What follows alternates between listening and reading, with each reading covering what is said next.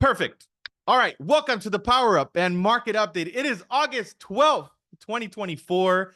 We are 5 days away from August 17th, which is a very special day as a real estate community for all of us. And I'm going to go ahead and share my screen. If you guys can please drop it into the chat. Give me some feedback if you can see my screen. I just want to get some feedback or, point it on your screen. Let me know if you can see my screen. Okay, Miss Terry got 2 thumbs up. 2 thumbs up. Okay, perfect. Appreciate you, Miss Terry. Thank you so much. Thank you so much. Awesome. Engage and drop insights just like you guys did. Focus and stay with the conversation. Bring your full attention to the Zoom. Eliminate distractions and understand that how you do anything is how you do everything. So the conversation, it's lead the change. Lead the change. And we are leading the change by being fully present and being in this training today. So I just want to acknowledge each and every single one of you for taking action to become a greater version of yourself so you could be more valuable for your customers. So before we get started up with all of the amazing content that we're going to cover today, we're going to get the energy right by doing affirmation. So I want to encourage all of you to repeat after me. I'm going to say 1, 2, 3. We're going to do power. We're going to say power up. And in this time of the training, please unmute yourselves. Be as loud as you possibly can. And yes, I know it's 10 o'clock. You guys should already be energized by now. All right, cool. So are you guys ready? Yes. Yeah. All right. Yes. Like 10% of you guys are ready. Okay, cool. All right, so 1, 2, 3. Power up. Power up. Power up. 1, 2, 3. Power up. Power up. Power up. Power up. High energy equals high income. High energy equals high income. Every day and every way, I'm getting better and better. Every day and every way, I'm Every getting way, better getting better and better. Every day and every way, I'm getting smarter and smarter. Every day and every way, I'm getting stronger and stronger. Every day and every way, I'm getting stronger and stronger. Every day and every way, I'm getting smarter. All I need is within me now. All I need is within me now. I have perfect health. I have perfect health. I signed a new listing today. I signed a new listing today. I opened a new escrow today. I opened a new escrow today. I I'm born to win. was born to win. I will never surrender. I will never surrender. I will always keep growing. I will always keep growing. I want to be great. I was born to be great. Today will be the best day of my life, no matter what. Today will be the best of my life. No matter what. All right. Awesome. Thank you guys so much. Give yourselves a big round of applause. Thank you guys so much for participating and playing full out. And I just want to flood the chat, guys. This is a moment for you to tune into gratitude because gratitude is an abundance multiplier. So what are you grateful for today? Put in the chat at least 1 or 2 or 3 things that you could be grateful for today. I'm grateful to be here with all of you. I'm grateful to be present and alive. I'm grateful to have Gina on our training today. I'm so grateful to have the ability to see, the ability to hear, the ability to have a beautiful roof over my head. I'm so grateful for my truck. I'm so grateful for the warm cup of coffee I had this morning. I'm so grateful to have gone to the gym already this morning. I am so grateful to be alive. Flood the chat with some gratitude. Drop it in there what you could be grateful for today. Gratitude is an abundance multiplier. And also utilize your imagination because your imagination is a preview of your future. So I want you to take some time and visualize. Take a moment. Close your eyes if you can. If you're driving, don't close your eyes. Don't listen to me. But visualize 12 months from now, what does your business look like, right? What does your lifestyle look like? What are you grateful for that's happened and occurred in your business? What can you be grateful for? What can you visualize in your future? What kind of car are you driving? What kind of clothing are you wearing? Who are you with? Who's around you? Where are you on the planet?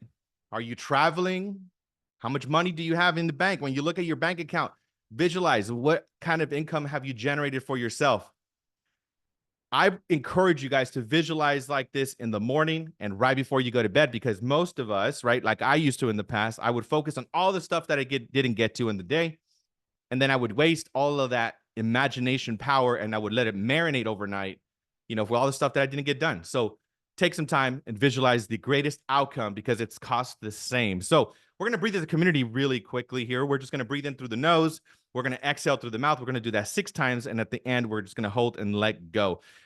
So inhale through the nose, exhale through the mouth, inhale, exhale, inhale, exhale, inhale, Exhale. Last one. Inhale and hold. As long as you can. Just keep holding it. Take another little sip of air. And let go whenever you are ready to do so. I know I feel a little dizzy. That's my brain saying thank you for the oxygen. Do this before your conversations. Do this before your meetings, because it'll get you grounded and present. So our goal as an organization is to represent 21,000 families, $10 billion in volume, and to attract 10,000 agents. So our vision is Let's Grow movement is to be the leading catalyst for transformation in the real estate industry. We aim to cultivate a global community of highly skilled, innovative, and successful real estate professionals who not only achieve their own ambitions, but also contribute to raising industry standards. By harnessing the power of advanced technology, continuous learning, and network of motivated agents, we strive to create a legacy of empowerment, abundance, collective success. Through our efforts, we envision shaping our future. Every real estate professional has a tool, knowledge, and support needed to thrive in an ever-evolving market and make positive impact on the world around them. So that is our vision. And this is what happened in the last 7 days. And this is just the local market. I am going to get some national stats for you guys. But this is what happened in the last 7 days. So we had 1,300 listings signed in the last 7 days in LA, 445 in Orange County, 463 in San Bernardino, 606 in Riverside, and 574 in San Diego. Closings, we had 1.6 billion in the last 7 days in LA, 831 million in Orange County, 276 million in San Bernardino, 452 million in Riverside, and 758 million in San Diego combined in just 5 counties. $3.9 billion in closings, 3,600 homes sold, $98 million in commissions. I don't know about you guys, but I get surprised every week. I go over these numbers and every week I get surprised. So the question I should ask you, and you should ask yourself, how much of this business do you want, right? No matter what is happening in the industry, this is the type of business that's happening right under our feet. And I also included some brain tattoos, and brain tattoos are things that I think that we should memorize because they made a big difference for me. This is the stuff that I was coming up with this morning. Motivation is temporary. Nothing is permanent. And perform without motivation. You have to be in a position where you could perform without motivation, because if you're just relying on motivation, as you already know, the energy comes and it goes. So you have to be willing to perform at your best. And if you're going to rest in the end, not in the middle, like Mr. Kobe Bryant said. And you can't be interested and obsessed. Interested is a hobby. Obsession comes in the small details nobody pays attention to. And this is another powerful brain tattoo. Interested people watch obsessed people change the world. Interested people watch obsessed people change the world. I put it in there twice because I thought that was so profound. And also, the better you get, the easier it gets. I am not negotiating with myself. Be your best self when you are least motivated. Build belief when you're at rock bottom, guys. I have gone through so many tough things in my life, and I've been this energized, this motivated, and at times I had nothing in my account. I had not even gas in my car. And no, I was not like this all the time, but I got myself like this as much as I possibly could because I started to imagine what my lifestyle would be. And also, the path of an exceptional person is an exception. So be the exception. Now, I'm going to move your attention to some stats, right? This is the Fed decision as of July 31st. In the support of its goals, the committee decided to maintain the target range of federal fund rate between 5.25% to 5.5%. The Federal Reserve stuck to the strict holding monetary policy unchanged, but strongly suggesting that rate cuts is likely in September. We already saw the data on CME. Rates are going to be going down based on based on the site. It says 100% probability September 18th and November. So there's going to be multiple times that the rates are going to be dropping, guys. So make sure that you understand that and get active with your customers because it's going to get crazy. I think it's going to get back to 2020. Also, why is the interest rates going down? Well, it has to do with unemployment, right? Unemployment is rising, so interest rates are being cut. This is one of the reasons why. Also, another one, mortgage rates are plunging on the news of weak job growth and rising employment. So I just said that. And then the last couple of stats that I have here for you guys that are important, right? This kind of just shows you perspective on what happens when interest rates change, right? Look at what happened in April, right? In April, the mortgage rate was 7.5. And now the interest rate 6.4, approximately, give or take, right? Check with your mortgage professional. But look at the monthly payments. It's a $400 difference on average. I actually just ran a quote with my barber, and he had a 7.6%, and he could refi at a 5.99. So he's going to save himself like $600. So guys, even though you guys are not lenders, I would encourage you guys to call your clients and say, hey, you know what? I know you got an interest rate above 7%. This might be a good time for you to do a streamline, especially if they did FHA. Streamline FHA, they don't require any sort of documentation, and they can do that thing right away and drop their payments and save them a bunch of money. So that's very, very important. Price forecasts, they say, you know, this is based on Fannie Mae, MBA, HPES, Goldman Sachs, NAR. They say that home price forecasts, so we're going to appreciate about 3.1% on average, right? Based on all these different stats. The other thing here, home value, equity, and debt, right? So this is in trillions, by the way. So this just shows you where our real estate value is 45 trillion in real estate. And this shows you the owner's equity. We have $32 trillion of equity. $32 trillion of equity. When I was like looking at this, I'm like, man, this is crazy good stuff. So again, this is another stat, right? To reach out to your sellers, right? Right now, I think is the perfect time. For most homeowners, the capital gains, right? A lot of people are most of the time they were making under $500,000, and and obviously they have to consult with their tax professional about this. But when you have a husband and wife married couple, they can sell and make up to $500,000 and be exempt from capital gains. But a lot of areas they're looking at people even making more than that right now because of the type of equity that they have. So these are the states where we're seeing that the gross capital gains are above $500,000 in Q4. So as you could see, we're here in Cali, right? Well, not all of us in here, but we're under 20%. So the blue represents 15 to 20%.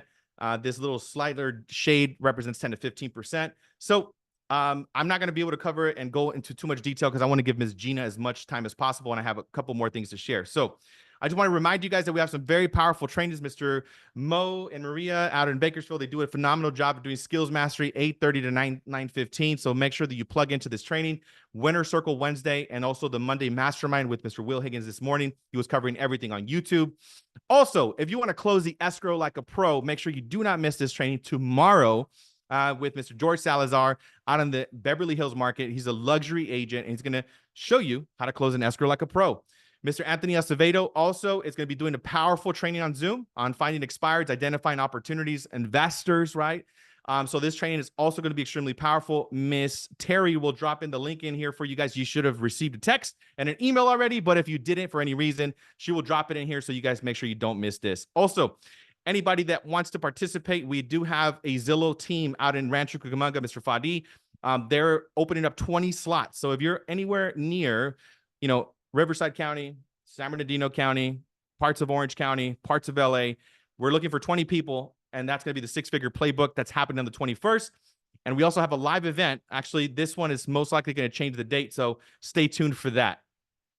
Here's the newsletter. Go ahead and scan this QR code. This includes all of the trainings, all of the links, everything that's going on for the week. But without further ado, we're at 10:19, and I want to give Ms. Gina as much time as possible. I want to give you guys some perspective. Many of you guys may already know her, but Gina Saad is a licensed California real estate broker since 1996, so just a little bit. She obtained her real estate salesperson license at 18, just like me, and became a broker at 21. Gina acted as a broker owner of HomeStop, a small independent firm, for 10 years, specializing in REO asset management, disposition for multiple financial institutions, and facilitating short sale transactions. And in 2010, Gina served as a member of the LLC for Keller Williams, and she continued her leadership role, serving management team at the top producing RE/MAX office in San Gabriel for 6 years prior to joining EXP. As a certified forms trainer, Gina has multiple unique opportunities to learn from California Association of Realtors and staff on how to best provide instructions in industry-related forms. Her business philosophy is to combine education and practice, serving as a resource to her clients and colleagues for over 3 decades. She's also a wife and a mother of 3. Without further ado, guys, let's go ahead and give a warm welcome to Ms. Gina Saad, blow up the chat. Let's go. Welcome, welcome, welcome. Thank you. Thank you so much, Leo. Thank you. Thank you. For Thank inviting you. me. It's an honor to be here. One of my passions, for those that I've had the pleasure, some of those on the call right now, I've had the pleasure of working with in the past. They know that training is my passion. So this is really what builds me up, right? So I'm able to share that with you. So thank you for that opportunity. What I want to start off with is a couple things. Can we at least dedicate the next 40 minutes or so and just suspend judgment for now on what exactly we've heard is going on? Okay, all about this practice change. If we could just suspend judgment, go into this with a blank slate, an open mind. Okay, we're really all in this together. I mean, I've had a little bit longer, right? As a broker, we've been kind of dealing with this, right, since March. So we've had a lot more time to mentally prepare ourselves for this practice change, right, that's coming up in a few days. So I get that. So it's easier said than done, right?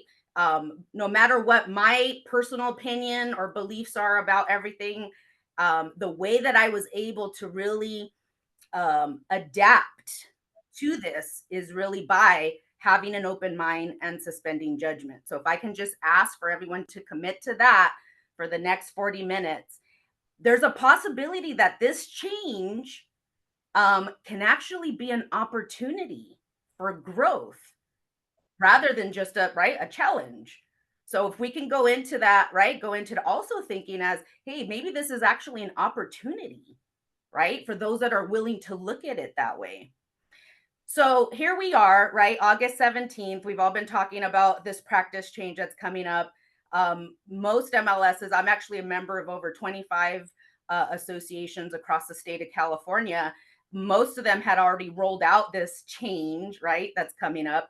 CRMLS, which I think for us locally, I'm sure the majority of us are CRMLS members. That's going to happen tomorrow, right? So we're like, okay, August 13th for CRMLS. What does this mean? What exactly is going on here? Okay, so because of the NAR settlement that we've all been talking about, as a result of that, there's two very specific changes, okay, that affect our industry. The first one is the offer of compensation now coming off the MLS. Again, CRMLS, we know, right, effective tomorrow. When you go to input a listing, you're probably going to see a big warning at the top, right? That's going to remind you, and there's no longer going to be a field that we used to be, right, so used to, where it would say buyer, right, or SA compensation selling agent, right, or buyer agent compensation field. That's gone. Okay, so what exactly does that mean? So as a buyer's agent, that's how we used to get paid, right? We would say, hey, I'm working with this buyer. Let me go on the MLS, check out, see what's offering here, what's being offered there. That was the offer of compensation. That's now gone.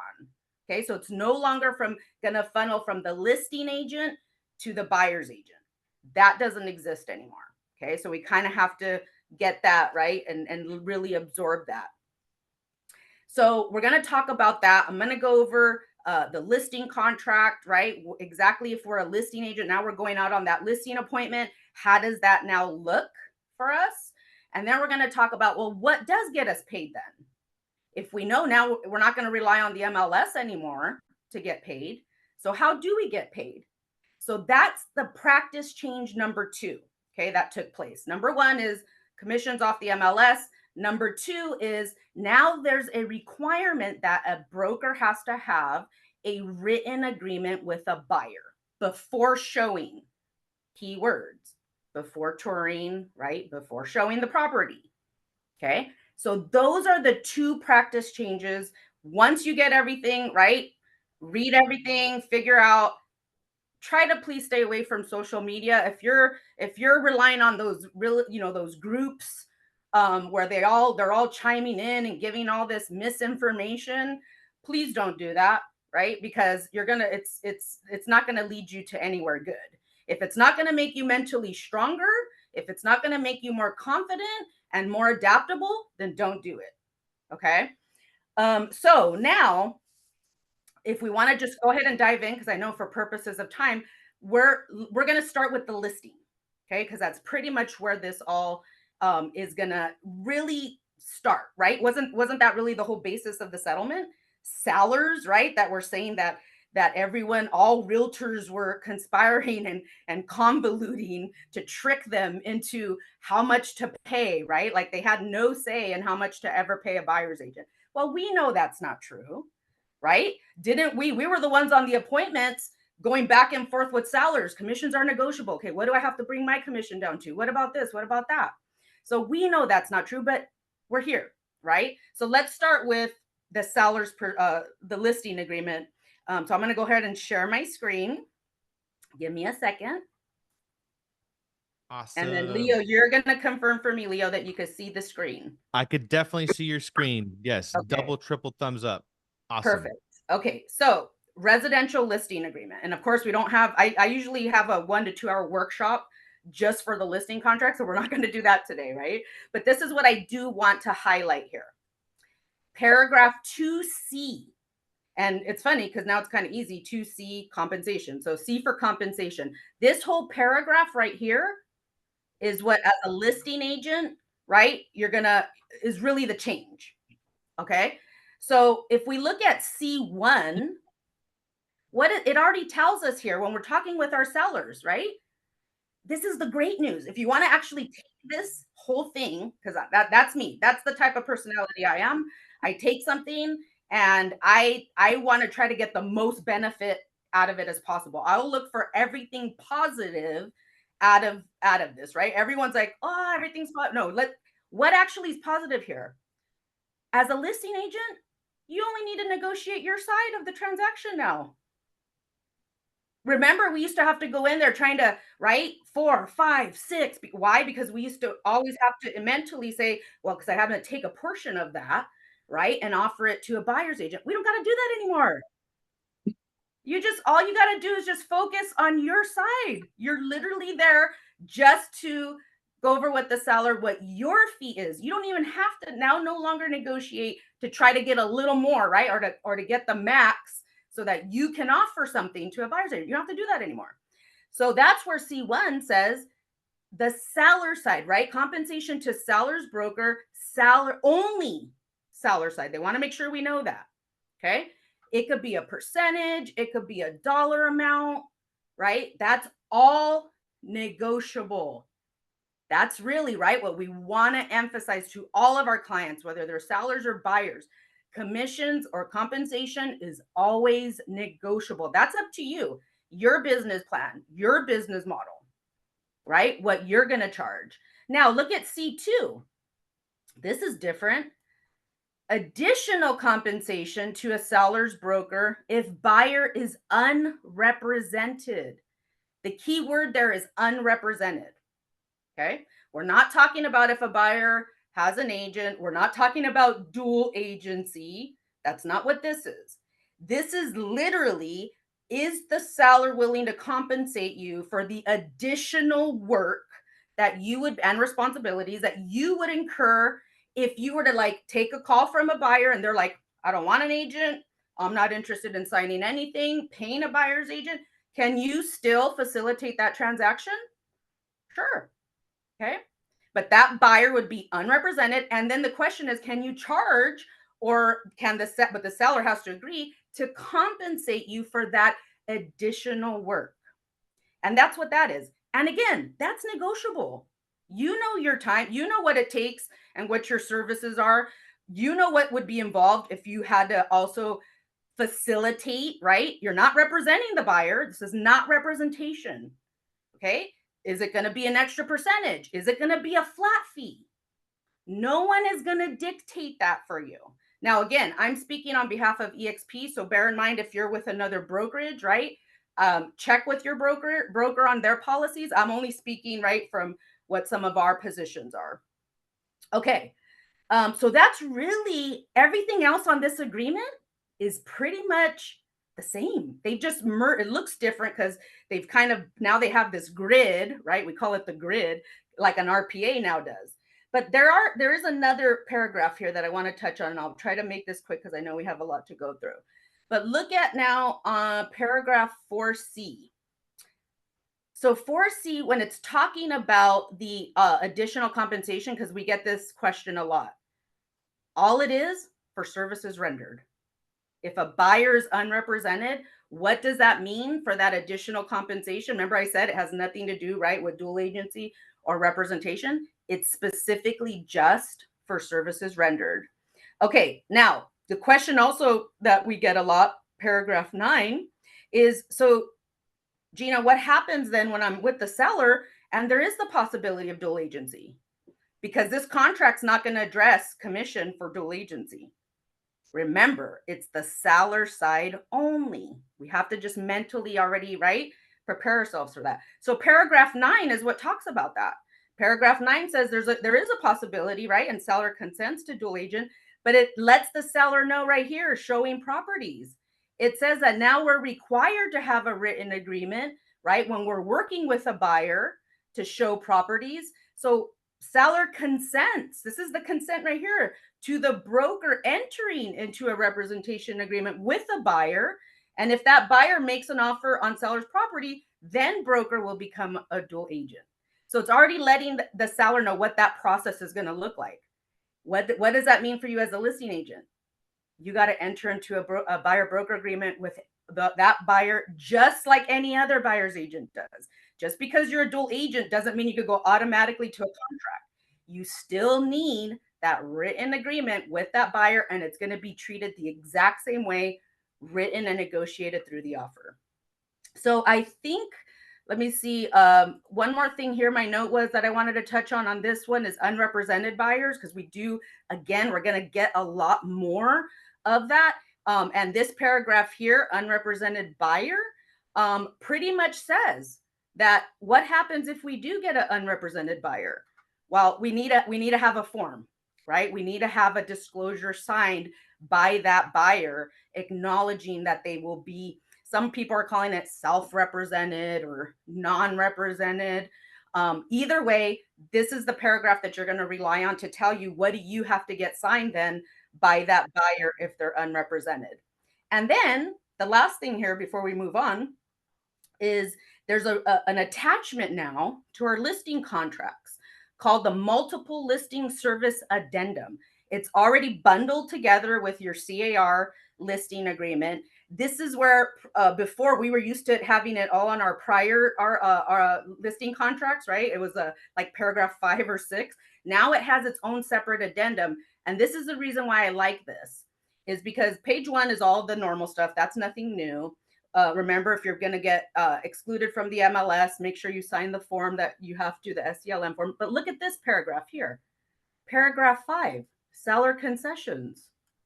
Interesting.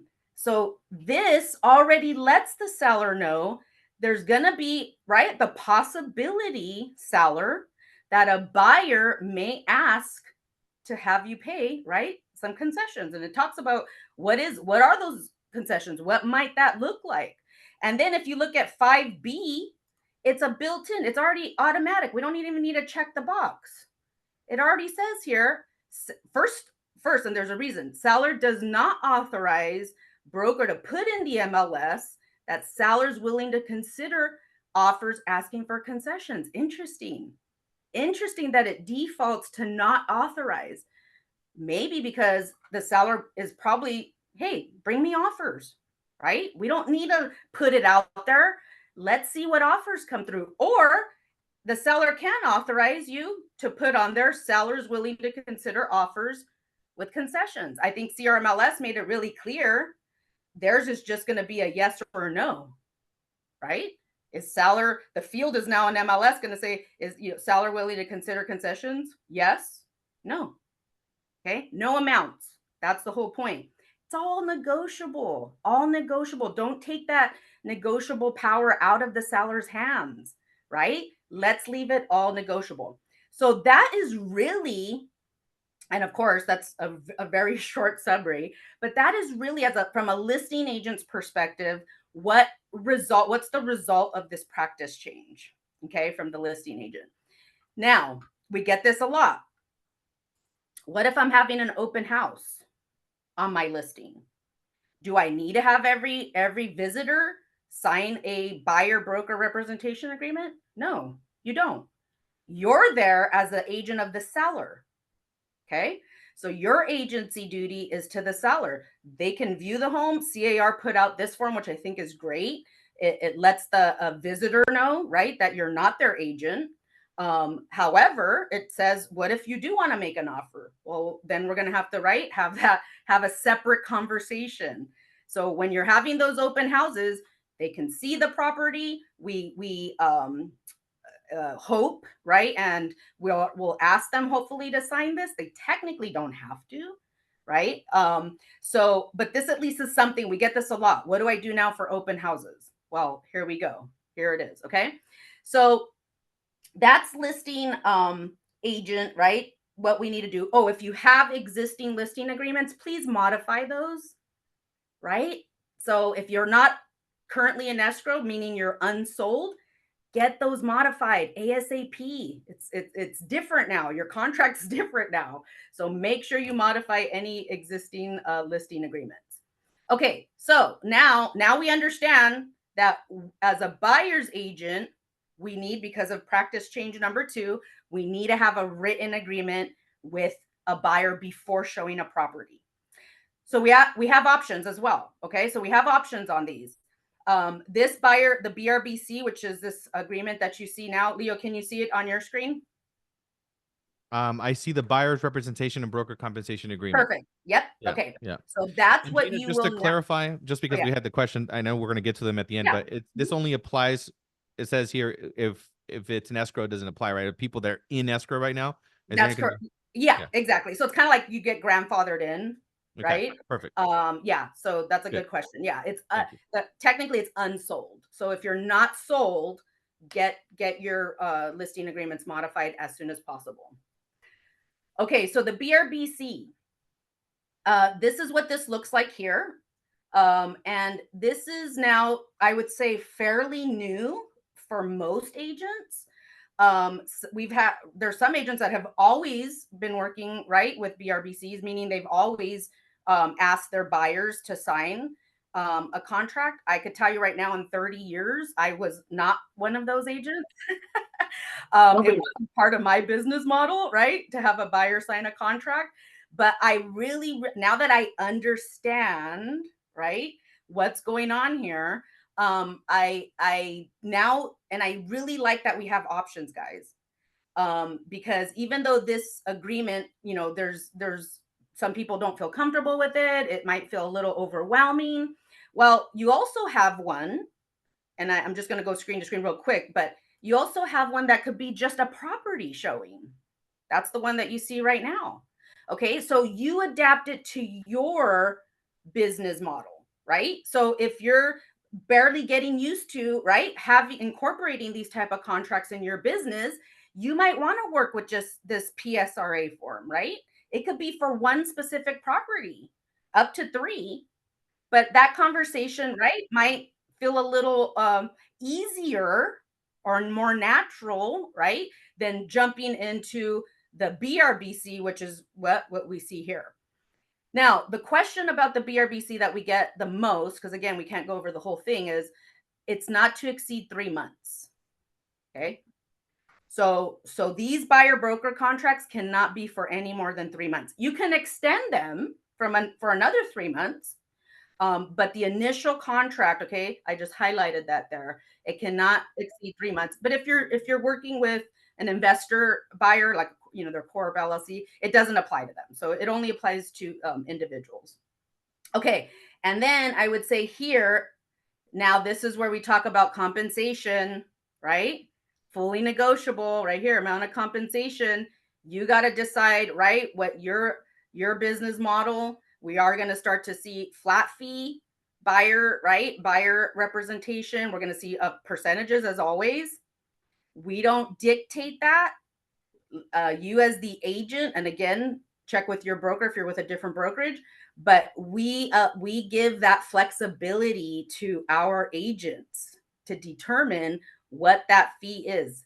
and it's always negotiable. And it already says here, look, buyer, if I happen to get a payment from a seller, right, to actually pay this, that's going to be credited against what your obligation is here. So that's my goal, buyer, right?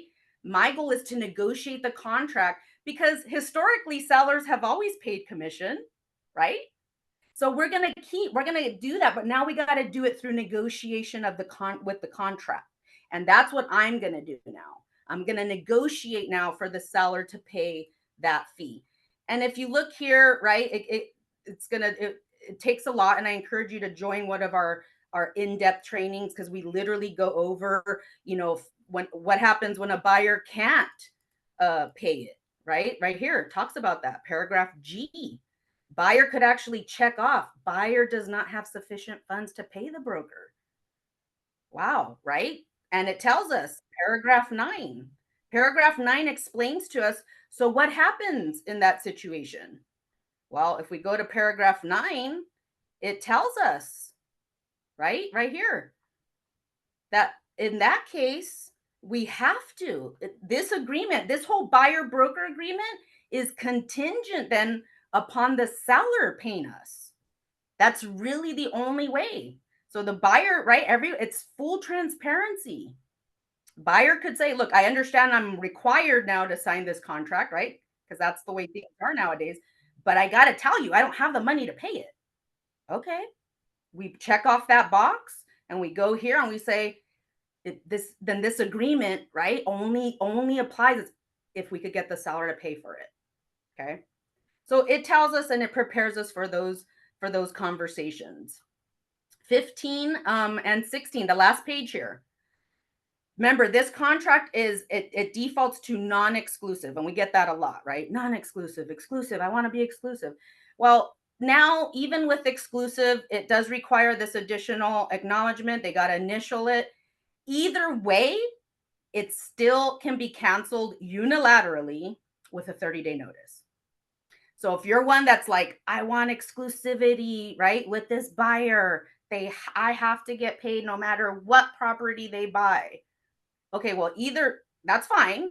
You can explain that to them and then have them initial the exclusive paragraph. But either way, they could still cancel unilaterally, meaning it's just from them with a written notice, and it's for 30 days basically. And then you just confirm your compensation here. And I'm bringing this up because this plays a part now in how we draft that, or how does that look now in the RPA portion. So remember, whatever compensation you put over on page 1, you're going to just reiterate it here in paragraph 16. So now I think we're ready. I showed you this. I have a question. So on that section right there on 16 on the percentage, so let's say that we click on the top on 9 saying that they don't have the money to pay. Do we still add the percentage that we're asking for the seller to pay there? Yes. That percentage or that dollar amount, whatever it is going to be a direct reflection of line 2E1. So whatever you put on paragraph 2E1, which is on page 1, that's what's going to be there in that paragraph. Okay, so even though if they don't have the funds to pay it, we're still going to click on we're still going to do both parts. Okay. Exactly. Thank you. Yeah. Okay. And so remember, BRBC, this is what we would call like the broad agreement. And then PSRA is if you want to kind of just get your foot in the door, maybe just make it for one property. Okay. Remember, this is another thing. These contracts can be for one day. They could be for a week, right? They could be for 30 days. So adapt it to, every buyer is different. Their circumstances are different. But that's the great thing, because if you're just dealing with one specific property, they can also be on the terms here, actually on the broad BRBC. What if I, for example, want to make it a certain percentage in general, but maybe for new construction, I might want to bump that up to like a 4%, right? Maybe new construction's different. And that's fine too. The whole point is that it cannot be ambiguous. It can't be a range. It has to be clear, but it can be based on property type. So if I put here my fee, right, for buyer representation here is 3%, as an example. Again, I'm not telling you what to put. I'm illustrating it. You can actually make appear under properties. You can actually, right, make it vary based on like new construction. So maybe for new construction, it's going to be 4%. Okay. You can always modify down. Wouldn't you rather? I think I'd rather do that. Right? I'd rather modify down than have to have an awkward conversation with a buyer that, oh, now right? I only put 1% here just to get the buyer to sign it, but they're actually really going to pay 3%. That's a conversation you're going to have because that's only going to apply if you can get them to agree to that. You can explain it and then have them modify this. And it has to be done before the showing. Didn't we just say that? Before the showing of the property. So we're trying to get you to avoid those potentially awkward situations. It'd be better if you can modify down on these. Okay, so now RPA. So now I'm the buyer's agent. I understand. I got my buyer under contract. And I got again, for illustration purposes only, I got a 3% buyer broker agreement. Where do I now put that? How does that actually look now? Well, if we look here on page 2 of the RPA, this is where we want you to be careful, okay? Because buyer agents now get paid how? There could be 3 ways. Buyer just pays you outright, right? They have the whatever, 20,000, 15,000, 5,000, whatever your fee is. So buyer could just pay you directly. The seller can pay the buyer's agent directly, or the seller can apply a credit to the buyer, and then the buyer, right, pays their agent. Now, the third one, I'm not a fan of, and I'm going to tell you why. So look at right here. This is page 2 of the RPA. This is how now you're going to be actually writing it up, okay? G1, we've always had G1. G1 at the very top right here, seller credit, okay? We've had that. Now, so our buyers may need an actual credit, which we've always had concessions, right? For closing costs, escrow fees, title fees, lender fees. So this is where, and it automatically defaults right to this credit to be applied towards the closing costs. Let's, in my opinion, keep those separate because my buyer might still need $10,000 of closing costs assistance. And now we've always had it, but now we're going to actually start using it. Now we have G3. G3 now is seller agrees to pay the obligation of buyer to compensate buyer's broker. Okay. And that's now where I'm going to put the 3% that I got my buyer to sign. I'm going to put that now on the SPBB form. And I'm going to say seller, part of this contract is seller to pay me the 3%. I still have the 10,000 up on G1 for the closing cost credit. So you see how I am not in favor. Could you throw up on G1 $25,000 credit? Yeah, but why would we do that, right? Lenders now, we have it very clear. They're not going to count compensation, right, as part of the maximum allowables. So why would we put it there, right? If a lender's going to have to now pick it apart so that way, right, there's no confusion and it's very clear that it's 2 separate. There's the credit for the closing costs, and then there's what the seller's going to pay directly to the buyer's broker. Let's keep it separate. Okay. That's my advice on that. So that's how that's going to look. And that's going to be completely negotiable. Can the seller come back and counter offer that? Yeah. Right. They could also come back and say, hey, I like your offer. I like the terms. Sure. I'll agree to it. So remember how I said I always look for the positive, just like I look for the positive on the listing agent. You no longer have to try to argue, right, or negotiate for 2 commissions. Now you just focus on your own. The positive of this is now we don't got to deal with the 500. Remember those? You go on the MLS, $500 offer of compensation. What, right? $1. I mean, come on. Now we dictate, right, what we're going to ask for. And ultimately it's up to the seller. the seller might actually agree, right, to the 3%. They could come back and say, look, I'm not going to pay the 3. I'll pay you 1.5. Okay, well, we could keep going back and forth, or we could explain that to the buyer, and the buyer might say, you know what, Gina, I get it, right? And I'll contribute the other 1.5. Or in some, right? Again, you're the independent contractor. You decide, and you could say, look, I've only been working with this buyer for a weekend. Is this worth wrapping it up at 1.5%? Maybe depends on the sales price, and getting this thing into escrow.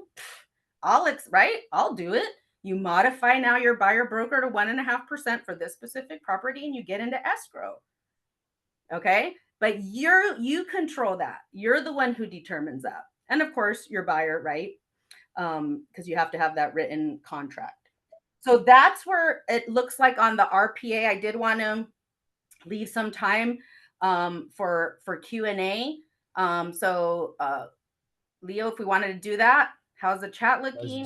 Let's do it. Yes, thank you so much, Gina. That's been really, really valuable clarifying all of these things. Thank you so much. So guys, yeah, go ahead and raise your electronic hand if you guys have you guys should, at the bottom, you could raise your hand, that we can call on you guys. Let's see if you could stop sharing the screen so we can see everybody too, Miss Gina. And I'm pretty sure you'll have to share it again. Yeah, no problem. I think Miss A-Rod, let's go. Miss Hannah, let's go. I believe you have a question. Hi, good morning, Gina. Thank you for all the information. Yeah. I do have a question. Earlier, when you started the training, you mentioned that there was certain stuff that would only apply to people as an individual, not if it was like an LLC relating to investors. Could you clarify on that, please? Yeah, absolutely. So that actually is civil code, and it applies to both a listing contract and a buyer contract. So right here, I know I'm not screen sharing anymore, but if you go to your residential listing agreement, number 1, those are now capped at 2 years. So there's a big note that's right under the listing period portion. And that's capped at 24 months, 2-year max, unless it says, unless if it says it's void, actually, if the seller is a corporation, an LLC, or a partnership. So basically those type of sellers and those type of buyers aren't bound by any like time limits on the contracts. Which means you can put whatever amount of months or years that you want on it. If the seller is a corp or an LLC or a partnership. Yeah. Thank you so much for that. Perfect. Awesome. Miss Linda, go ahead. Your question. I think Linda fell off. Miss Natalie, go ahead, my friend. You're muted, my friend. Let's go ahead and unmute yourself, please. I'm not a lip reader yet. Yeah, we'll get there. To modify, I don't know if I missed this part, the BRBC, do we just create a whole new one, or is there a specific document that we need to use? Yeah, thank you for that. There is. So just like we have an MT form, right? We were used to the modification of terms for a listing agreement. Yes. We do have a modification of terms for the BRBC. Got it. And what's the abbreviation on that one? It's MT, I think BRBC or something like that. or MTBA. Yeah. But just if you We'll go find to it. Yeah. We'll find it. Thank you, Gina. You're welcome. Thank you, Natalie. Miss Aida, go ahead. Good morning, Miss Gina. Hi, Eva. Hi. Getting back to, if we have an existing listing that's still showing active and now we need to modify it. I Yes. confirm that we can use EXP's modification of the listing agreement addendum and not CAR's form. Yeah. Okay. So a whole separate thing, right? EXP has stepped up to the plate in our industry and has actually created their own forms. The broker team, the California broker team, actually is training separately for those EXP forms. And I'm kind of taking the lead on the CAR forms. So my answer to that, Aida, is this, is if your listing agreement originally was on a CAR listing agreement, I'm going to encourage you to use the CAR modification form for that. Okay. Now, if you were already using, right, the EXP listing agreement, then I would say to keep using that, that addendum for that. So if your listing contract, which I'm thinking is probably on a CAR form, go ahead and just use the CAR modification for it. Keep it uniform.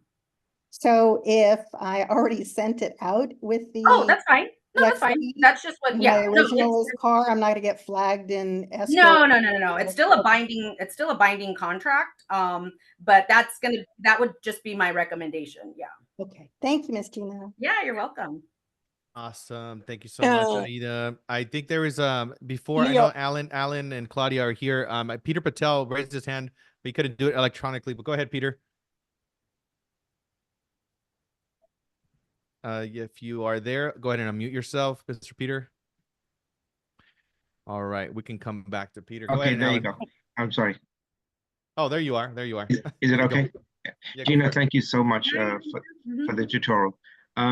When you represent the buyer and there's a form that says it has 3 lines for address, can you put generic counties or do you have to put addresses every single time? So if you're going to do county, then I wouldn't suggest the form that I showed you that has the 3 lines. Those are property specific. So if you're referring, yeah. So the PSRA, which is, just think of that as like proper, very specific, versus the BRBC, is actually more broad. Even though I would not recommend only identifying a county, okay? Because we've already received enough feedback that is, if your contract is too broad, it's probably not going to be enforceable and it's going to be easy, right, to dispute. So I wouldn't have only a county on your BRBC. I would add some more specifics on there. Maybe cities or things like that. Exactly. Thank you so much. Yeah. Thank you, Peter. All right, Mr. Allen, you're up next, brother. Hi, Gina. Hi, It's always good to see you. Good to see you. Yeah. So quick question on the broker compensation. So even if they say they don't have the fund to pay broker, we basically still put the amount of compensation, right? Yep. So later on we can negotiate that with the sellers. That's right. Yeah. Because, Okay. and I'm sorry, I didn't pull up a SPBB just because I was running out of time putting the forms together. But if you look at, remember when we went to the RPA and I said 3G3, right? And then you're going to attach the SPBB form. On that SPBB form is where it says that only at the request of the seller. So no need is there to send in a BRBC with our offer, even if we are asking the seller to pay on 3G3, the SPBB says it at the seller's request. And then it goes on to say that you would only actually even put or submit that last page. So that's why I highlighted paragraph 16, because if you were to have an agent, a listing agent or a seller request from you, hey, where's the proof, right, of your buyer? All you need to do is submit that last page with the paragraph 16 that confirms that percentage. Okay, got it. It's going to be fun. A lot more negotiating. Fun times. Yeah. All right. Thank you, Gina. Thanks, Alan. Appreciate it. Miss Awesome Claudia, let's go. You're up next.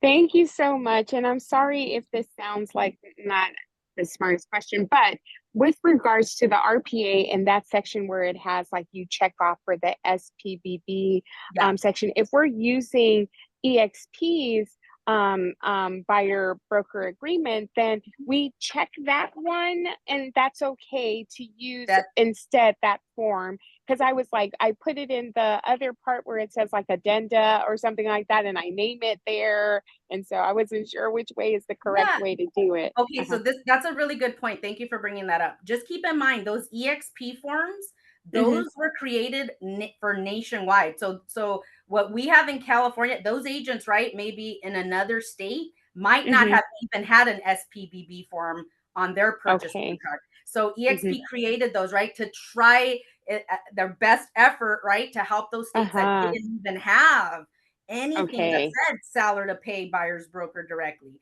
So in California, we actually have a benefit that we have. Some people say we have too many forms, right?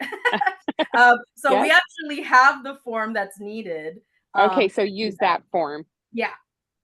Got it. Okay, thank you. Yeah, because that's according to our California purchase contract. Okay, got it. Okay, thank you so much. You're welcome. Thank you. All right, Angela, you're up next, my friend.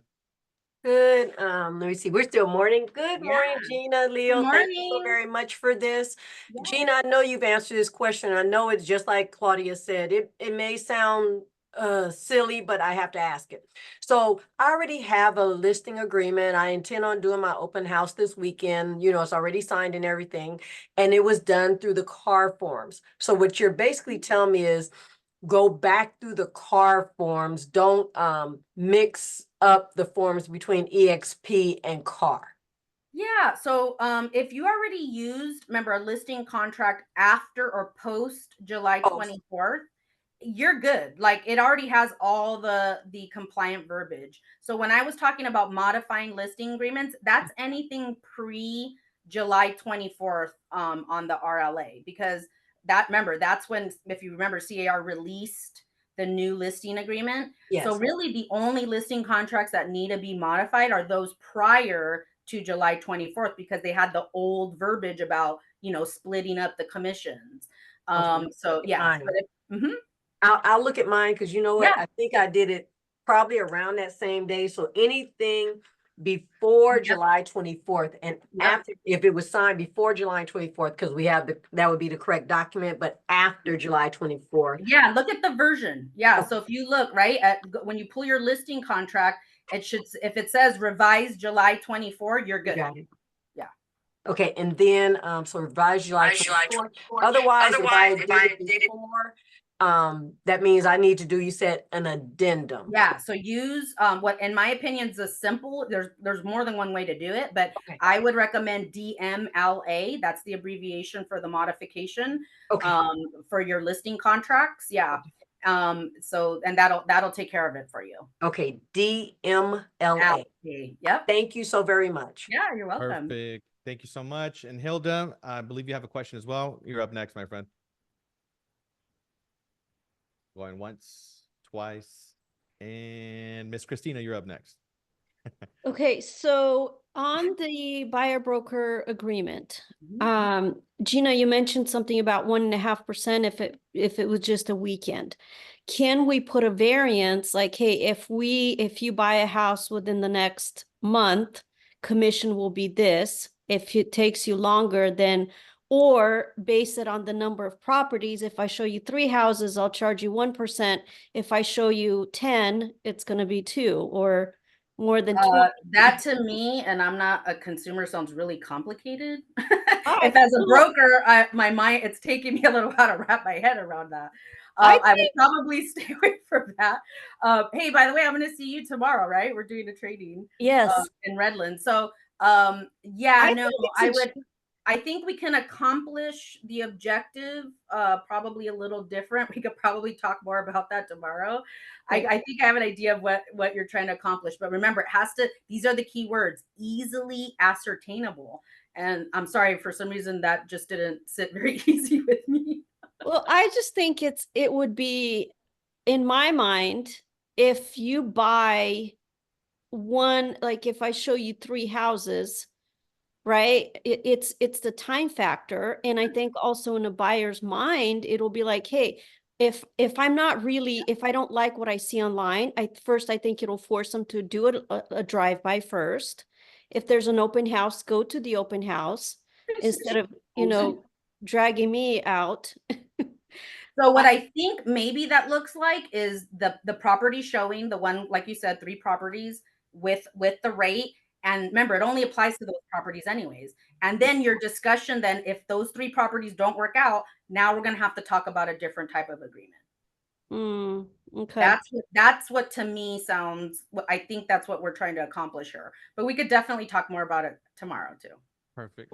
Okay. Thank you, Christina. Monique, you're up next. And then Enrique, you'll be the last question, and then we'll be wrapping up just so we can be mindful of everybody's time. Go ahead, Ms. Monique.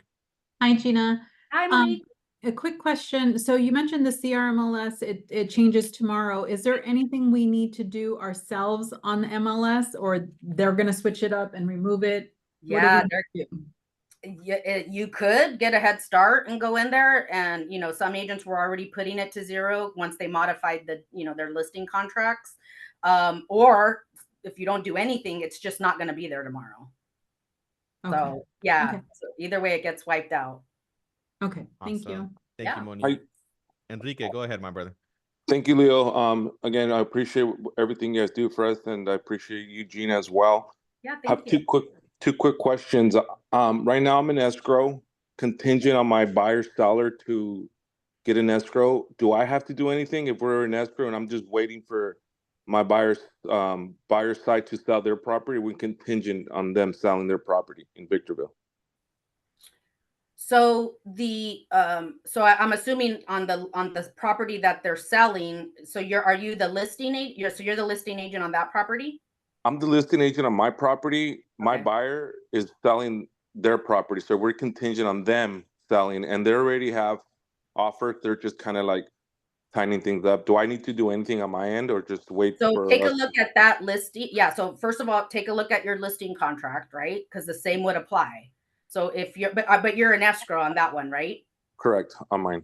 Okay, good. Okay, so that one's good. Remember, as long as it's pending, right? So Mhm. anything that you previously had in MLS would be grandfathered in.